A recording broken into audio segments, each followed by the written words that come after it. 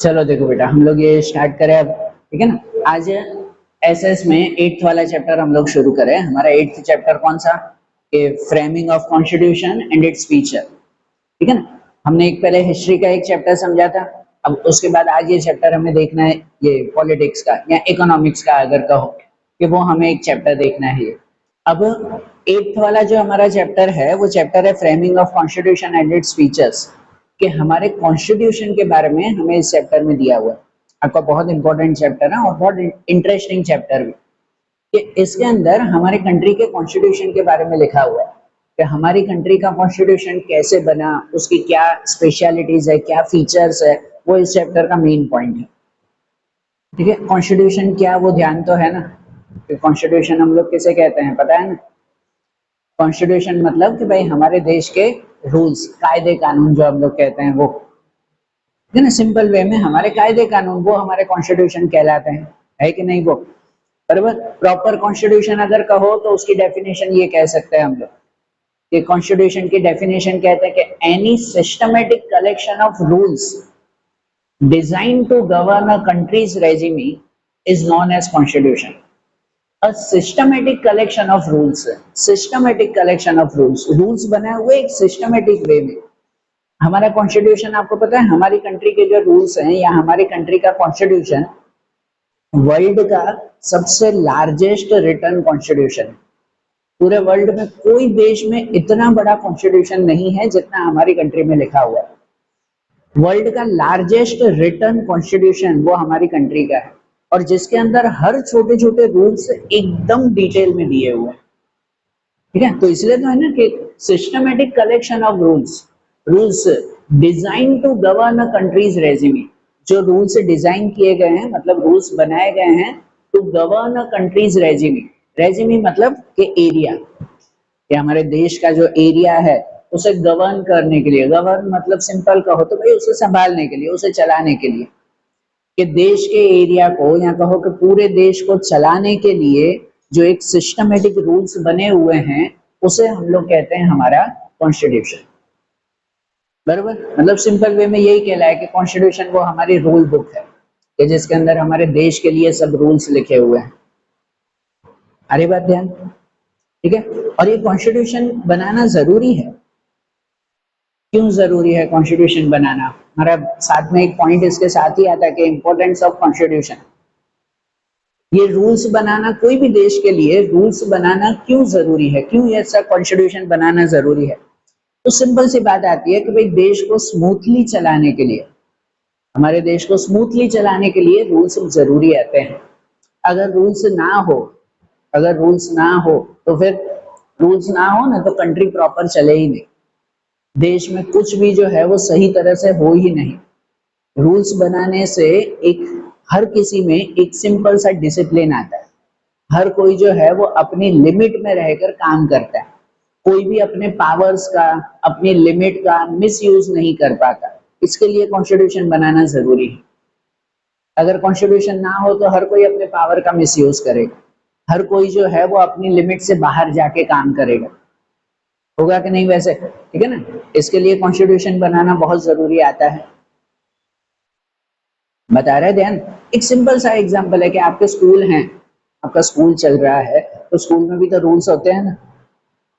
हर चीज के रूल्स है कि नहीं, हर छोटी छोटी बातों के रूल्स होते हैं, है ना। भले लिखकर आपको रूल्स नहीं देते, या शायद आपके स्कूल की जो डायरी होती है उसमें शायद रूल्स जो है वो लिखे हुए हो, है ना। भले पता नहीं पढ़े हैं कि नहीं पढ़े हैं कभी, लेकिन डायरी में रूल्स तो लिखे हुए होते हैं ना।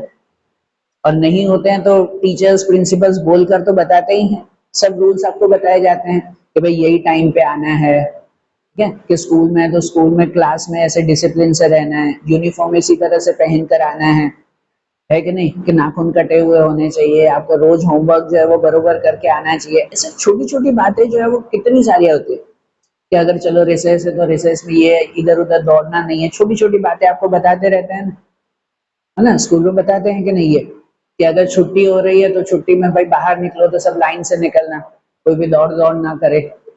सिंपल सी बातें, छोटी छोटी बातें हैं, ये सब रूल्स बनाते हैं ना आपके स्कूल में। ठीक है ना। और उन्हीं रूल्स की वजह से तो आपका स्कूल या आप लोग जो है वो प्रॉपर काम कर पाते हो। अब खाली इमेजिन करो रूल्स ना हो तो, रूल्स ना हो तो फिर तो क्या, फिर स्कूल में कोई ढंग से काम करेगा? कि यूनिफॉर्म का रूल ही नहीं है तो फिर तो कोई भी यूनिफॉर्म पहन के नहीं आएगा, ठीक है ना। और यूनिफॉर्म ही अगर पहनकर नहीं आएंगे, ये पता है डिसिप्लिन में रहने का एक तरीका होता है यूनिफॉर्म पहनना, एक डिसिप्लिन में रहने का तरीका है कि आप रोज यूनिफॉर्म पहनते हो। क्यों क्यों यूनिफॉर्म कहते हैं? क्या भले रोज जो है वो ऐसे ही, जैसे आप लोग क्लास में आ रहे हो कि ठीक है कि इनफॉर्मल ड्रेस में आते हैं, क्या दिक्कत है? आता है ना, क्लास में आता है, यहाँ के लिए तो हमने कभी यूनिफॉर्म नहीं रखा है, बरोबर ना, है ना, शायद रखना भी पड़े फ्यूचर में, पर अभी तो नहीं रखा है फिलहाल। तो आप लोग इनफॉर्मल आते हो, बरोबर।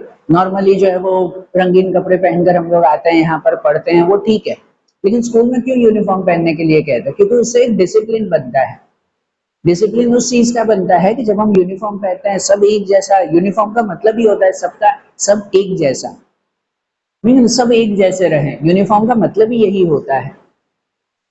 तो जब यूनिफॉर्म पहनते हैं तो हमारा जो है वो एक माइंडसेट बैठता है कि हाँ यूनिफॉर्म पहनना है, इस जगह जाना है और हमें पढ़ने बैठना है, बरोबर ना। तो वो यूनिफॉर्म का एक माइंडसेट सेट होता है, और जिसकी वजह से आपको कहते हैं कि हाँ भाई यूनिफॉर्म पहनना जरूरी है।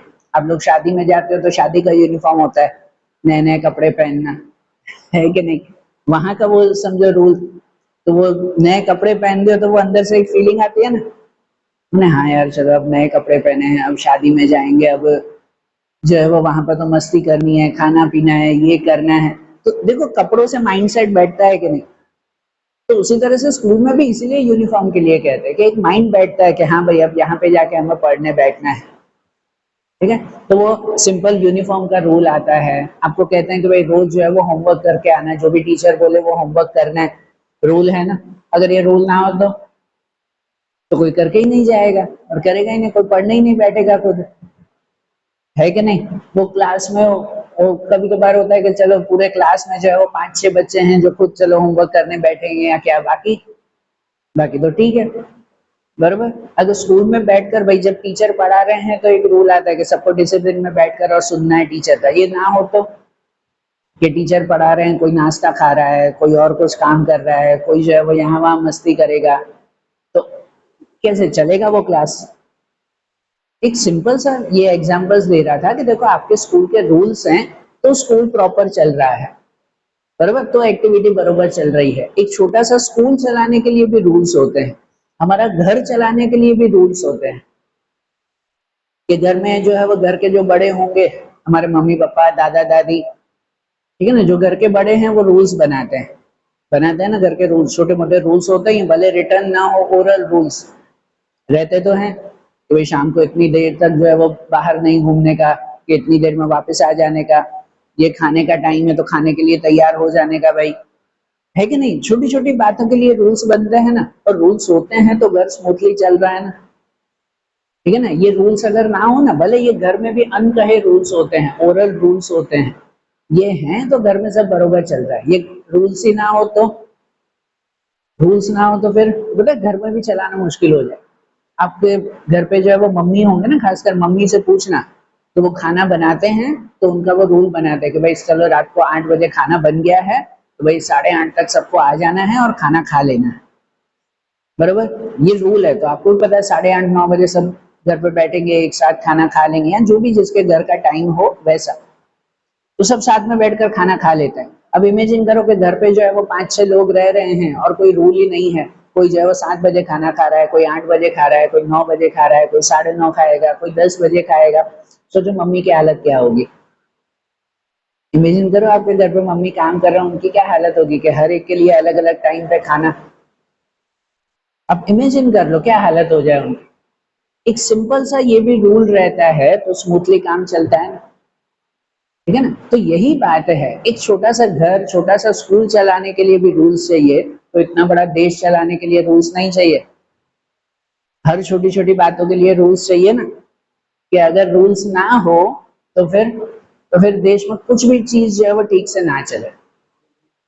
हाँ, कि कहीं पर भी जो है वो कोई चीज ठीक से नहीं चलेगी अगर रूल्स ना होंगे तो, कि रूल्स नहीं होंगे तो कोई चोरी करे कोई उसे सजा देने वाला ही नहीं है, तो फिर हर कोई चोरी करेगा, कोई गलत काम करे कोई रोकने टोकने वाला नहीं है तो हर कोई गलत काम करेगा, सो इन शॉर्ट, कॉन्स्टिट्यूशन है तो कंट्री स्मूथली चलती है, कॉन्स्टिट्यूशन है तो कंट्री स्मूथ चलती है, कॉन्स्टिट्यूशन है तो सब चीजें डिसिप्लिन में रहती है ना, डिसिप्लिन से, बराबर।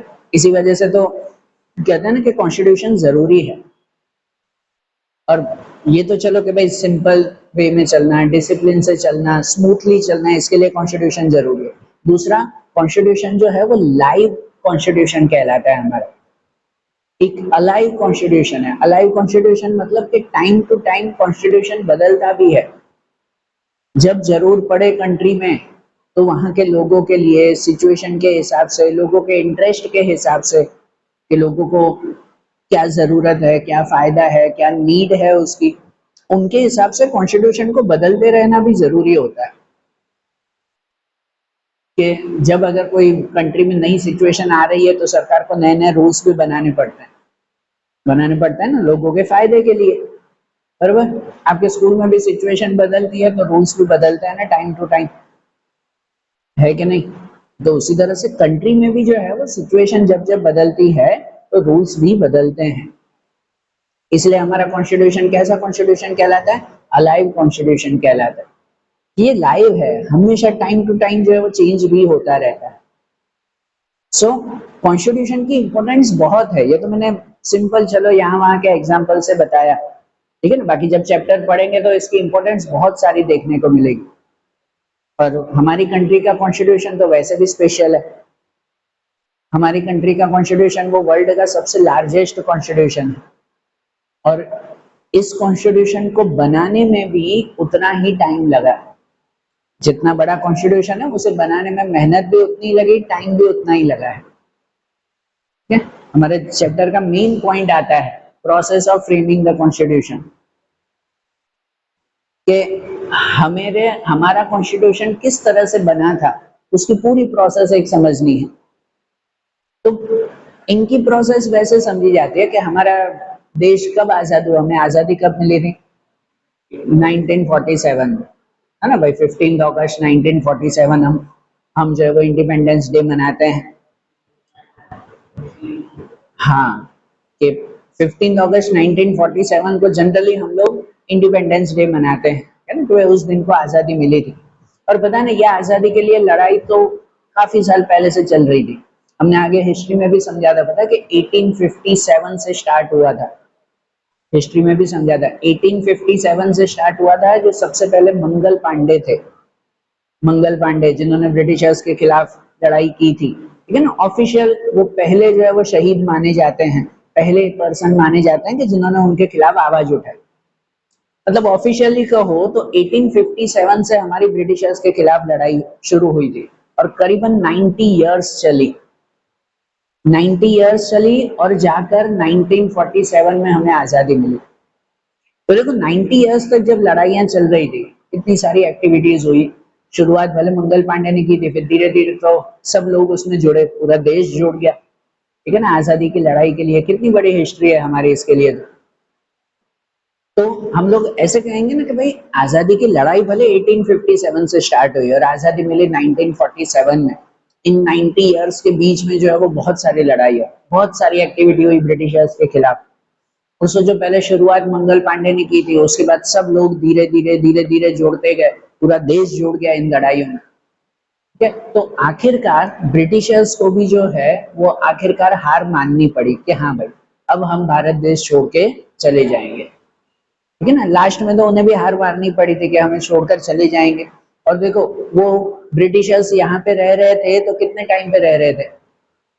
करीबन जो है वो, हाँ, 200-250 साल से ऊपर वो यहाँ पे रहे हैं। ईयर 1600 में समझो उन्होंने यहाँ पर पहला जो है वो किला बनाया था हमारे सूरत में। पढ़ा था ना ये भी हिस्ट्री में कि ईयर 1600 के आसपास पहला फोर्ट ब्रिटिशर्स ने हमारे सूरत में बनाया था। तो 1600 से लेकर 1947 तक, मतलब करीबन 300 साल वो यहाँ पे रहे। और इन 300 साल में उन्होंने यहाँ पर बिजनेस बनाया, कंपनी शुरू की, वो यहाँ के राजा बन के बैठे, सब कुछ हुआ। तो जो 300 साल यहाँ पे रह रहे थे तो वो ऐसे थोड़ी कि भाई 3 घंटे में जो है वो सब कुछ बोरिया बिस्तरा पैक करके चले जाएंगे कि बस अब हम जा रहे हैं, ऐसे थोड़ी। उन्हें जाने के लिए भी तो उतना टाइम लगेगा कि नहीं, ठीक है ना। उनकी भी तो यहाँ पे इतने टाइम से जो है वो एक्टिविटीज चल रही है, बिजनेस चल रहा है, कामकाज है, सब कुछ, तो उन सबको जो है वो वाइंड अप करके फिर उनका जाना होगा ना, तो उन्हें भी तो टाइम लगेगा। तो हम भले कहते हैं कि हमें आजादी 1947 में मिली थी, 15 अगस्त 1947, पर ऑफिशियली 25 मार्च 1946, 25 मार्च 1946, मतलब कि भाई जब जो है वो आजादी मिली उससे करीबन 1.5 साल पहले, ठीक है, 1947 में आजादी मिली ना, तो 1946 मार्च में ही, 25 मार्च 1946, तब ब्रिटिश गवर्नमेंट ने ऑफिशियली डिक्लेयर कर दिया था कि ठीक है अब हम यहाँ से चले जाएंगे। एक्चुअली हुआ तो इससे भी पहले ही था, जो हम हिस्ट्री में पढ़ेंगे वो, पर सपोज कि 25 मार्च 1946, आजादी से 1.5 साल पहले ही ब्रिटिशर्स ने डिसाइड कर दिया था कि ठीक है अब हम यहाँ से चले जाएंगे। और चले जाएंगे तो वही बात थी ना, ऐसे थोड़ी कि आज डिसाइड किया कल उठ के यहाँ से सब गुम, टाइम तो उन्हें भी लगेगा ना भाई, बराबर। तो उन्होंने कहा कि ठीक है अब हम धीरे धीरे जो है वो सब कुछ वाइंड अप करके और यहाँ इंडिया से चले जाएंगे। अब इंडिया में हमारी सरकार नहीं चलेगी, अब इंडियन गवर्नमेंट होगी, भारत की सरकार चलेगी। तो ठीक है भारत की सरकार चलेगी, तो मेन पॉइंट जो हमारे चैप्टर का ही है, अभी तक जो है वो रूल्स चल रहे थे ब्रिटिशर्स के, तो अब भाई ब्रिटिशर्स यहाँ से जाएंगे तो हमारे अपने रूल्स होने चाहिए, अपने रूल्स होने चाहिए ना, ठीक है ना, तो अपने रूल्स अब बनाना शुरू करना पड़ेगा। तो जब 25 मार्च 1946 को ब्रिटिशर्स ने जब ये डिसाइड किया कि हाँ भाई ठीक है कि अब हम यहाँ से जा रहे हैं, तब उन्होंने ही एक कैबिनेट मिशन तैयार किया, कैबिनेट मिशन 3 मेंबर्स का, है ना। कैबिनेट मिशन सिंपल भाषा में अगर कहो तो 3 लोगों की एक टीम तैयार की जो सॉल्यूशन ढूंढे कि हमारे कॉन्स्टिट्यूशन का क्या करना है, ब्रिटिशर का ही कॉन्स्टिट्यूशन यहाँ चलाना है कि अपना खुद का नया बनाना है। अगर ब्रिटिशर्स का ही चलाना है तो उसमें थोड़े थोड़े बदलाव करके वही चलने दो, या तो फिर अपना नया बनाओ, है कि नहीं। तो अब क्या करना है, तो उसके लिए 3 लोगों की एक टीम बनी हुई, दोनों थे। तो यहाँ 3 लोगों की वो टीम बनी थी और उन 3 लोगों ने फिर नक्की किया कि अब कॉन्स्टिट्यूशन का करना क्या है। और जहां पर कुछ टाइम बाद जो है वो डिसाइड हुआ कि नहीं भाई अब जो है वो हमारा खुद का कॉन्स्टिट्यूशन होना चाहिए, हमारा खुद का कानून होना चाहिए, अब ब्रिटिशर्स का कानून यहाँ पे नहीं रखना है, ठीक है। क्योंकि ब्रिटिशर्स के कानून में जो है वो काफी सारी बातें अलग थी, जो चैप्टर में आगे भी देखेंगे हम। उस वक्त पता है पूरी कंट्री में राजाशाही भी साथ में चलती थी, राजा महाराजा भी थे, जबकि इंडियन गवर्नमेंट चाहते थे कि अब ब्रिटिशर्स का राज खत्म होगा तो हमारे यहाँ पर किंगशिप भी खत्म होनी चाहिए, डेमोक्रेसी आनी चाहिए। डेमोक्रेसी पता है ना क्या कहते हैं डेमोक्रेसी? हाँ, for the people, by the people, to the people, ठीक है ना, वैसे ही। हाँ, पर डेमोक्रेसी मतलब जनरली यही कह रहा है कि लोकशाही कहते हैं कि अब लोगों का राज हो। पहले किंगशिप चलती थी, राजा का राज चलता था, लेकिन अब लोगों में पावर होना चाहिए, ये डेमोक्रेसी स्टार्ट करनी थी। तो इन सब बातों की वजह से ये कैबिनेट मिशन ने डिसाइड किया कि वे ब्रिटिशर्स का रूल नहीं, हमारे खुद के रूल्स बने, अपना कॉन्स्टिट्यूशन हम तैयार करेंगे। और वो कॉन्स्टिट्यूशन तैयार करने के लिए उन्होंने नक्की किया कि चलो भाई एक कैबिनेट असेंबली तैयार करते हैं। कैबिनेट मिशन ने डिसाइड किया कि अब एक कैबिनेट असेंबली तैयार करेंगे, है ना। असेंबली मतलब पूरा जो है वो एक संघ, एक बड़ी टीम। हमारे यहाँ पे अब जैसे गवर्नमेंट की असेंबली होती है ना, कभी देखा है टीवी में, सब नेता जहाँ पर असेंबली में साथ में बैठते हैं, है ना, सभी पार्टीज के नेता, कभी टीवी में देखा होगा ना, सभी नेता जब डिस्कशन करने के लिए असेंबली में बैठते हैं, तो देखा है कभी टीवी पे?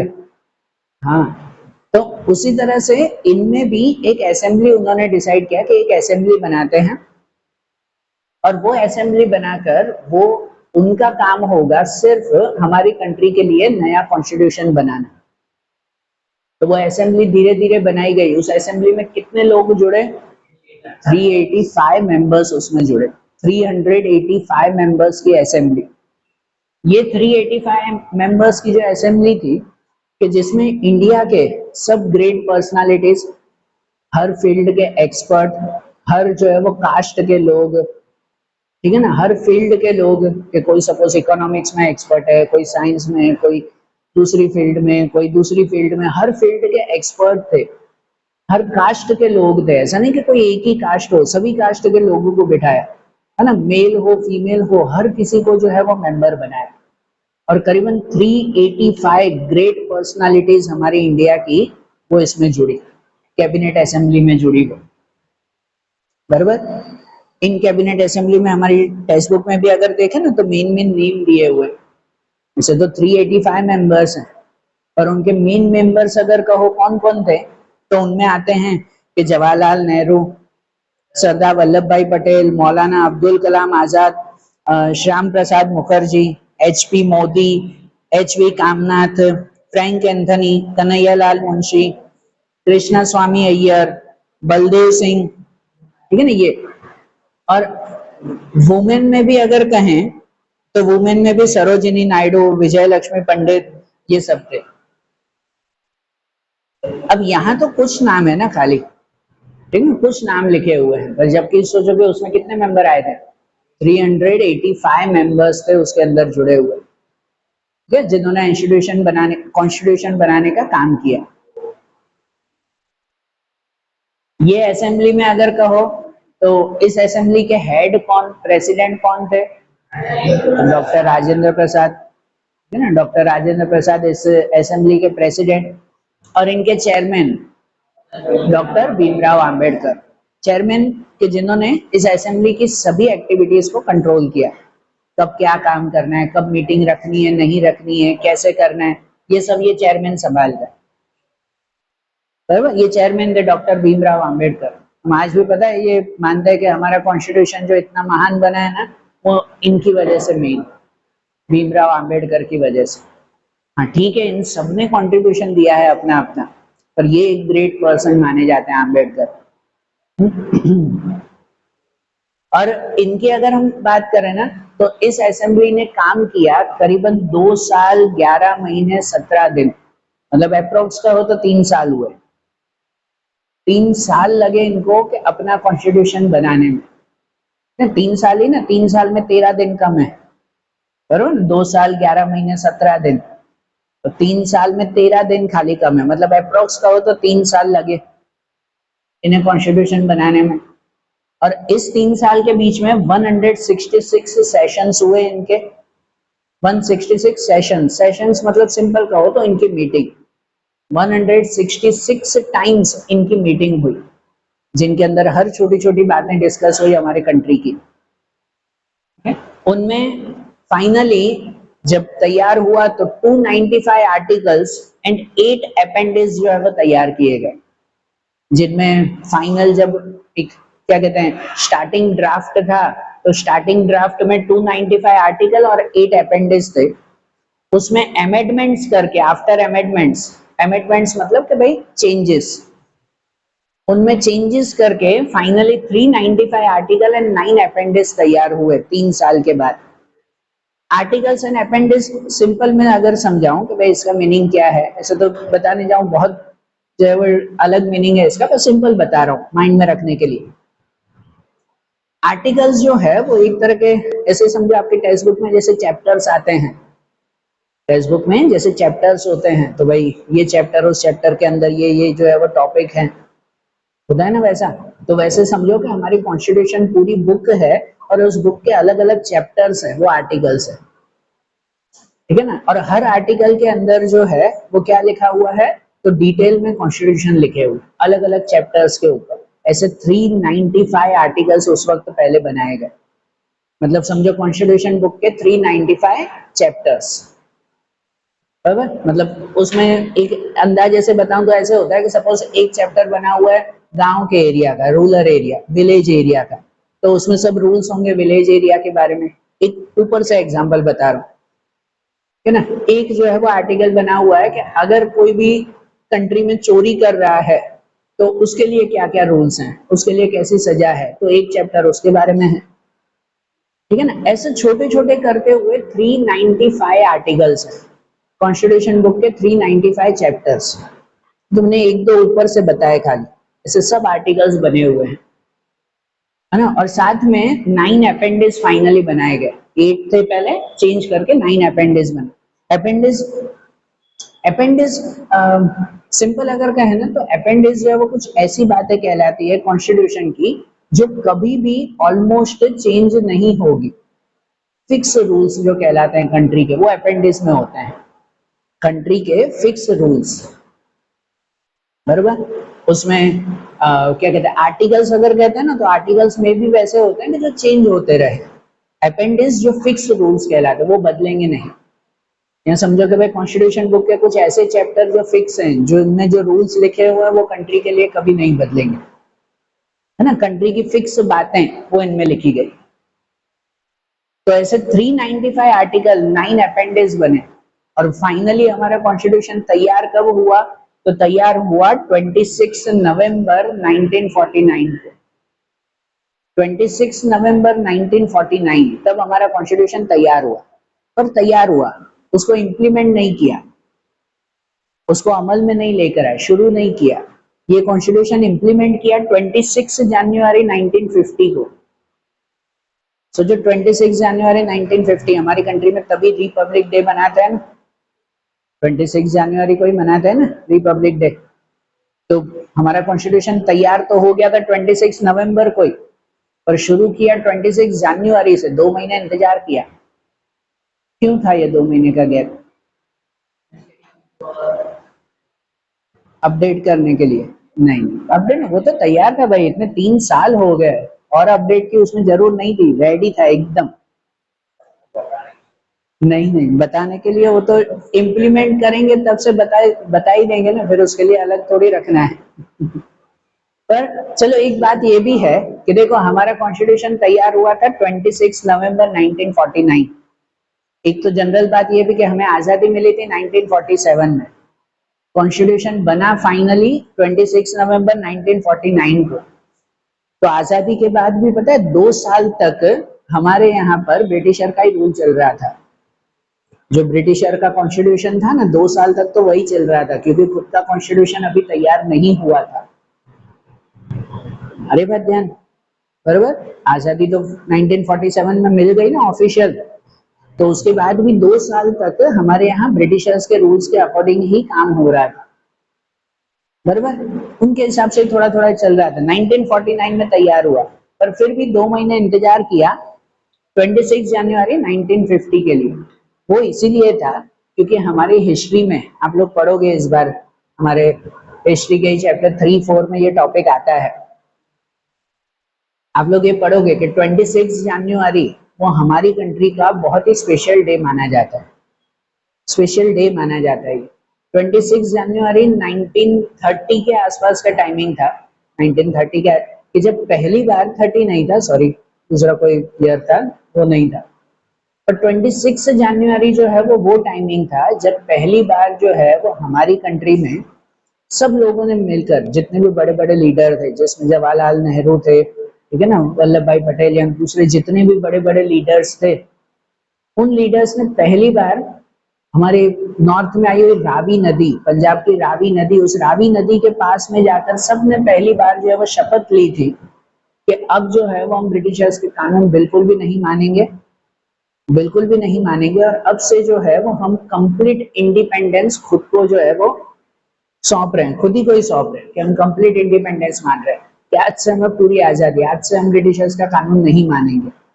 जब ब्रिटिशर्स के खिलाफ लड़ाई चल रही थी तो उस लड़ाई का ये एक बहुत बड़ा हिस्सा था कि सब ने जो है वो कंप्लीट इंडिपेंडेंस मूवमेंट, पूर्ण स्वराज्य, ये जो है वो मूवमेंट उन्होंने शुरू कर दी थी। और वो डेट थी हमारी 26 जनवरी। इसका बहुत बड़ा टॉपिक है, आप लोग आगे के चैप्टर में पढ़ोगे। तो वो 26 जनवरी ना हमारी हिस्ट्री का बहुत स्पेशल डे माना जाता है, और इसी वजह से हमारा कॉन्स्टिट्यूशन तैयार भले हो गया 26 नवंबर को, तो 2 महीने इंतजार किया, क्योंकि वो स्पेशल डेट हमेशा के लिए स्पेशल बनाने के लिए हमारा कॉन्स्टिट्यूशन भी उसी तारीख को शुरू करना चाहते थे। तो वो 26 जनवरी हमारा रिपब्लिक डे भी बना, और इनडायरेक्टली वही डे था जब पहली बार हमारे जो फ्रीडम फाइटर्स थे उन्होंने कंप्लीट इंडिपेंडेंस डिक्लेयर किया था। इसी वजह से 26 जनवरी जो है वो बहुत स्पेशल डे माना जाता है। हमारा कानून बन भी गया तो भी 2 महीने इंतजार किया। और 26 जनवरी के बाद फिर ऑफिशियली हमारा कॉन्स्टिट्यूशन तैयार हुआ और उसके हिसाब से काम स्टार्ट हुआ, है ना। आज तक वही चल रहा है ना, हमारा कॉन्स्टिट्यूशन चल रहा है कि नहीं। और हमारा कॉन्स्टिट्यूशन जब तैयार हुआ तो पता है हर कॉन्स्टिट्यूशन का एक जो है वो प्रॉपर सिंबल होता है, एम्ब्लेम होता है। हमारी कंट्री का भी जो है वो नेशनल एम्ब्लेम है, कॉन्स्टिट्यूशनल एम्ब्लेम है, जो इसके साथ डिक्लेयर हुआ था, याद है। पता है हमारे कंट्री का नेशनल एम्ब्लेम कौन सा है? 4 लायंस का फिगर। कोई भी डॉक्यूमेंट, गवर्नमेंट डॉक्यूमेंट, कोई भी गवर्नमेंट नोट हो, करेंसी हो, सिक्के हो, तो उसके ऊपर पता है ना वो 4 लायंस की इमेज होती है। ये हमारा राष्ट्र चिन्ह है, नेशनल एम्ब्लेम है बाबा, जो इसके साथ डिसाइड हुआ था कि इमेज ऑफ 4 लायंस, है ना। और ये इमेज ऑफ 4 लायंस एक्चुअली कहो तो पता है किंग अशोका का बनाया हुआ ये है। राजा अशोक जब थे तो राजा अशोक ने सारनाथ में जो है वो एक बड़ा सा पिल्लर बनाया था, ये 4 जो है वो शेर वाला एक पिल्लर। तो वो पिल्लर इतना शानदार बनाया था कि आगे चलकर उसी पिल्लर को हमारे कॉन्स्टिट्यूशनल, हमारे नेशनल एम्ब्लेम में सिलेक्ट किया गया। वहां से आया था हमारा नेशनल सिंबल। और कॉन्स्टिट्यूशन का जो है वो क्या कहते हैं कि नेशनल स्लोगन क्या? हाँ, स्लोगन, एक स्लोगन जरूर बनता है हर कॉन्स्टिट्यूशन में। तो हमारी कंट्री में स्लोगन कौन सा है? सत्यमेव जयते, ट्रूथ ऑलवेज ट्रिम्स।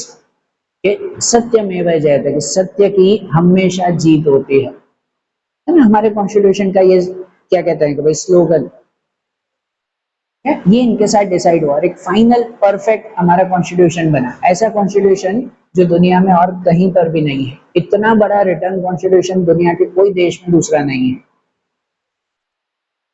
बता रहे ध्यान। हाँ, फ्रेमिंग कॉन्स्टिट्यूशन कैसे चल रहा है पता चल रहा है ना, पक्का ना। देखो, तो जैसे हमने ये कॉन्स्टिट्यूशन का फ्रेमिंग देखा कि कॉन्स्टिट्यूशन किस तरह से तैयार हुआ, वो पूरा पॉइंट हमने देखा। उसी के ही साथ एक पॉइंट आखिरी हमारा जुड़ता है उसके साथ, वो आता है प्रीएम्बल के बारे में। कि प्रीएम्बल, कॉन्स्टिट्यूशन का प्रीएम्बल हम लोग किसे कहते हैं?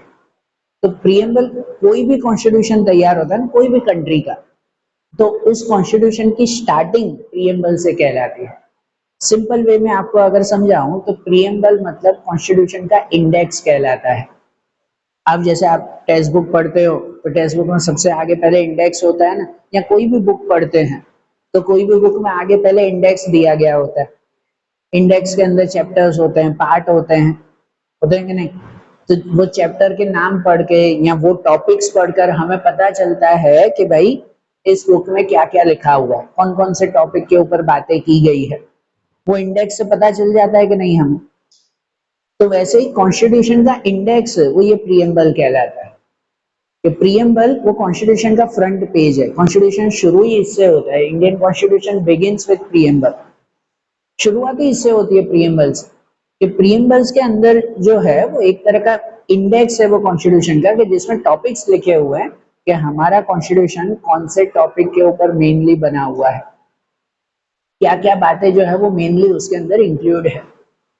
और प्रीएम्बल लिखना जरूरी भी है, जरूरी है प्रीएम्बल लिखना।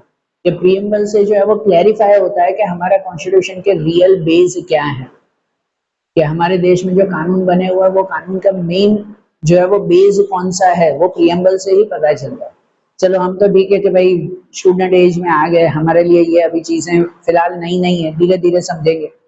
पर सपोज अगर हम कहीं बाहर के देश में जा रहे हैं, बाहर के देश के लोग यहाँ पे आ रहे हैं, तो पता है अगर पहले हमारी बात करें कि अगर हम बाहर के देश में जाते हैं तो पता है वहां के कानून हमें कंपलसरी फॉलो करने पड़ेंगे, मानने ही पड़ेंगे ना। वहां अपने देश के हिसाब से चलो तो चलेगा क्या, है ना। वहां के कानून मानने पड़ेंगे। अच्छा सपोज अगर आप बाहर के देश में परमानेंट रहने जा रहे हो या कुछ टाइम लंबे समय के लिए रहने जा रहे हो, तो भाई वहां के कानून आपको मानने पड़ेंगे। और वहां के कानून जानने हो तो एक समझदार इंसान होता है ना, तो कोई दूसरी कंट्री में जा रहा है तो वहां का पूरा कानून पढ़ेगा नहीं।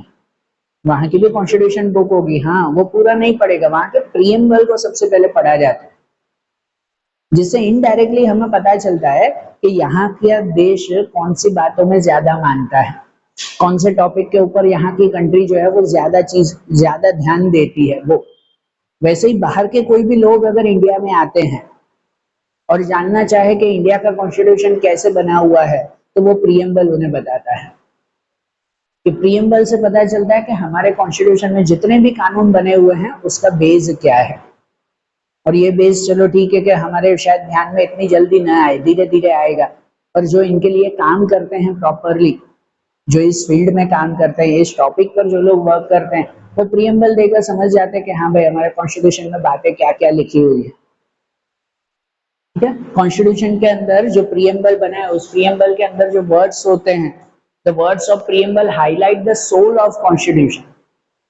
सीधा ही कहते हैं कि भाई जो प्रीएम्बल के वर्ड्स हैं वो कॉन्स्टिट्यूशन का सोल कहलाता है। सोल मतलब कॉन्स्टिट्यूशन की आत्मा है, ठीक है ना। कॉन्स्टिट्यूशन की आत्मा मतलब कि भाई वो बताता है कि कॉन्स्टिट्यूशन में रियल टॉपिक कौन से हैं, किस बातों पे कॉन्स्टिट्यूशन लिखा हुआ है।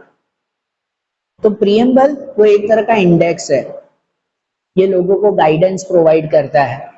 प्रीएम्बल से गाइडेंस मिलती है कि कॉन्स्टिट्यूशन में क्या लिखा हुआ है।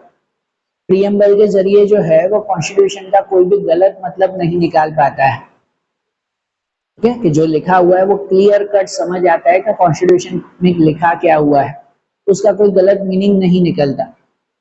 प्रीएम्बल की वजह से जो बाहर के लोग हैं उनके साथ कनेक्शन जल्दी होता है। जो बाहर के लोग अगर यहाँ पे आते हैं, यहाँ के कॉन्स्टिट्यूशन को जानना चाहते हैं, तो वो प्रीएम्बल से बहुत जल्दी जान लेते हैं। तो इसलिए तो प्रीएम्बल बहुत इंपॉर्टेंट है ना।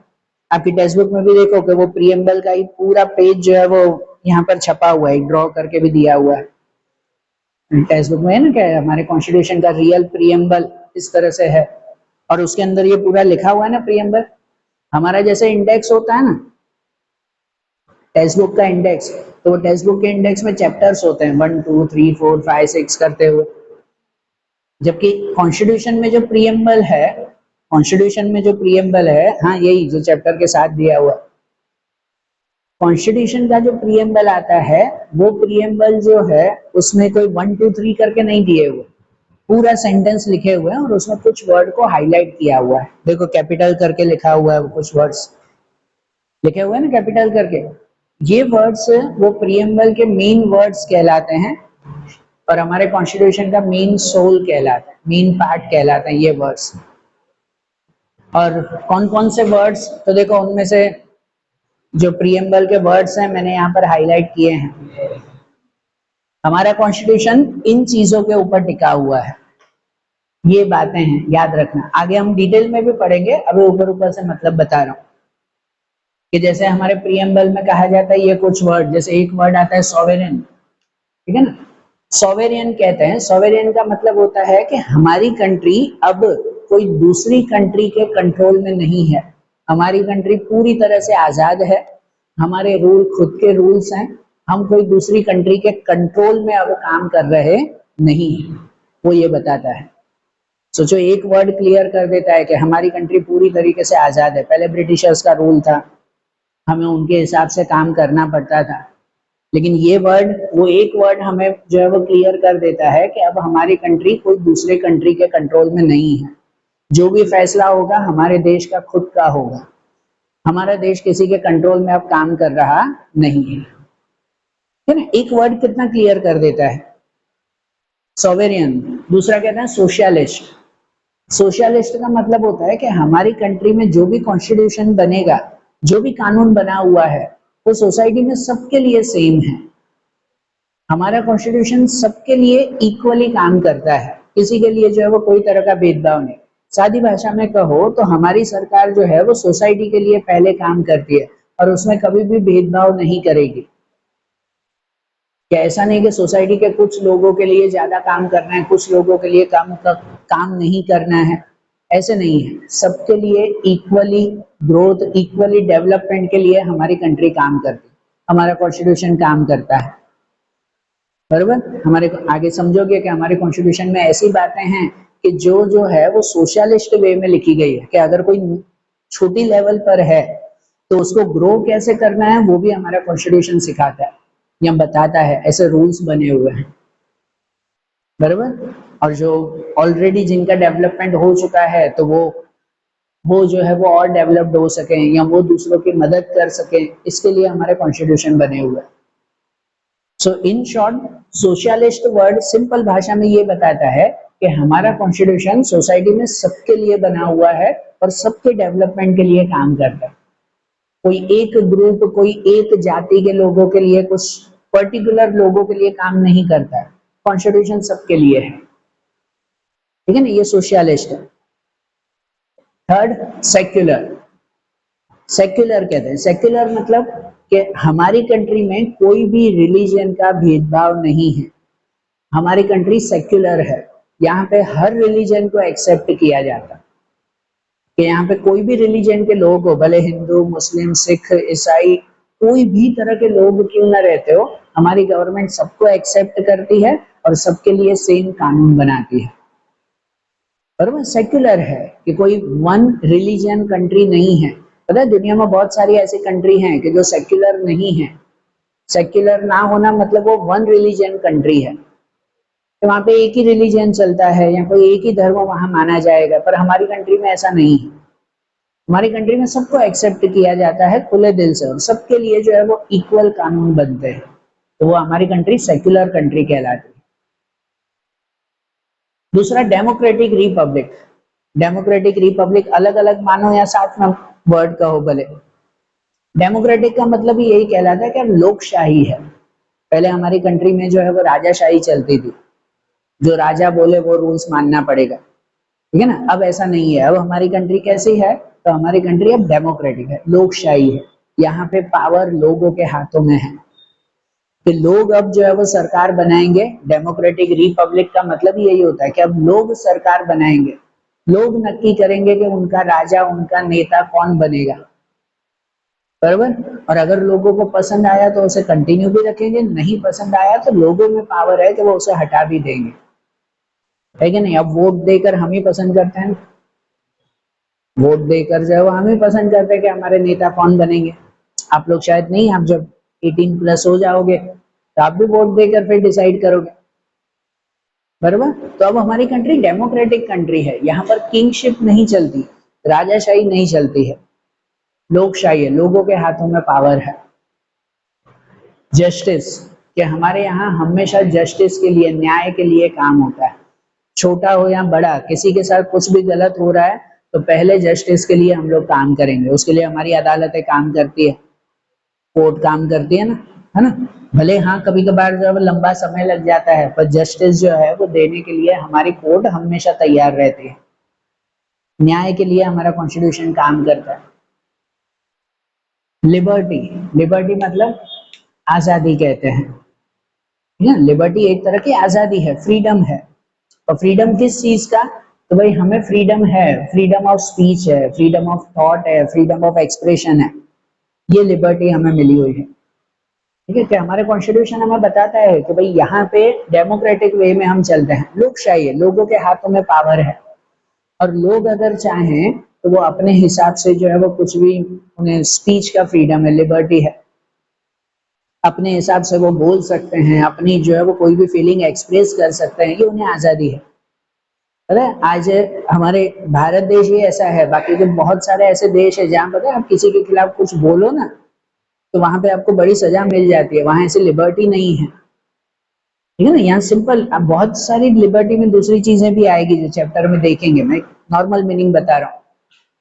लिबर्टी मतलब कहते हैं एक तरह का फ्रीडम, भाई बोलने की आजादी है, एक्सप्रेस करने की आजादी है, सोचने की आजादी है, कि यहाँ पे कोई गलत कर रहा है तो आप खुले मन से बोल सकते हो कि नहीं यार तुम गलत कर रहे हो, ठीक है ना। भले फिर वो नेता गलत करे, कोई पुलिस गलत करे, कि कुछ भी करे, सामने से बोल सकते हैं, ये हमें लिबर्टी है, ठीक है। बाकी बहुत सारे ऐसे देश है वहां सामने नेता को अगर कुछ बोले ना तुमने गलत किया है, वहां तो सीधा उसे गोली मार दी जाती है, तो तुमने बोला कैसे, ठीक है ना। बहुत ऐसे कंट्रीज हैं हमारे वर्ल्ड में, है कि नहीं। तो इसीलिए हमारी कंट्री में लिबर्टी है, आजादी है।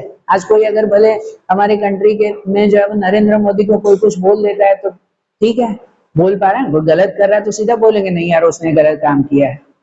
हमारी गवर्नमेंट गलत काम करती है, जैसे अभी 2 दिन पहले बारिश हुई, पूरी सिटी में जो है वो इतनी परेशानी क्रिएट हुई, तो हर कोई हमारी म्यूनसिपालिटी को बोल रहे हैं कि नहीं भाई उन्होंने गलत काम किया है, ये प्रॉब्लम क्रिएट की, वो प्रॉब्लम क्रिएट की। ये लिबर्टी है तो ना, नहीं तो आप सरकार को गलत बोलो तो आपको जेल में बंद हो जाए, आप कैसे बोल रहे हो गलत, है कि नहीं? ये लिबर्टी होती है जो हमारी कंट्री में हमें मिली हुई है। क्या दूसरा, इक्वालिटी, सिंपल सा इक्वालिटी है कि हमारी कंट्री में सबके लिए जो है वो कॉन्स्टिट्यूशन इक्वल बनाया गया है, सबको इक्वल माना गया है, किसी में कोई तरह का भेदभाव नहीं है। हमारे कॉन्स्टिट्यूशन कभी नहीं बताता कि हमने गरीब के लिए अलग कानून बनाया है, अमीर के लिए अलग है, इस रिलीजन के लिए अलग कानून है, इसके लिए अलग कानून है, ऐसा कुछ भी नहीं। सबके लिए जो है वो इक्वल कानून बनाया हुआ है। कोई गलती करेगा तो भले फिर वो छोटा हो बड़ा हो, कोई रिलीजन का हो, कैसा भी हो, इक्वली उसे जो है वो उसके लिए कॉन्स्टिट्यूशन है। एंड फ्रेटर्निटी, फ्रेटर्निटी का मतलब कहलाता है, सिंपल वे में फ्रेटर्निटी एक तरह की यूनिटी कहलाती है, सबको जो है वो जोड़कर साथ में मिलकर चलना, भाईचारे से रहना, ब्रदरहुड से रहना, सिंपल मीनिंग फ्रेटर्निटी का वो कहलाता है। और हमारी कंट्री में यूनिटी है, हर एक्टिविटी के लिए हर कोई मिलकर काम करता है, भले देश चलाना हो, देश को संभालना है, देश को चलाना है, कुछ भी एक्टिविटी करनी है, तो हमारे यहाँ पर हमेशा फ्रेटर्निटी से वर्क होता है।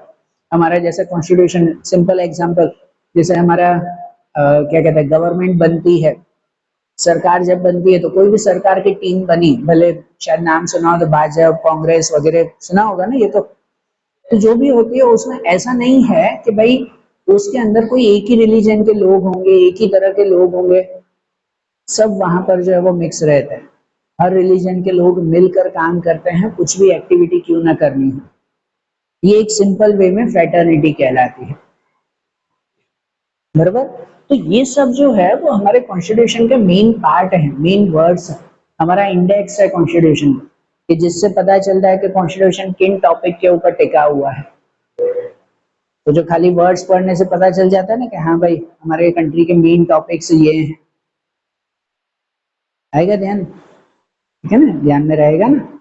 हाँ, ये वर्ड्स याद रखना, फिर ठीक है, चलो क्या, आज ये वर्ड्स याद रखना, कल फिर इनके बारे में जो हमें टेक्स्ट बुक में थोड़ा डिटेल में दिया हुआ है एग्जांपल्स के साथ, फिर कल देखेंगे हम लोग, है ना।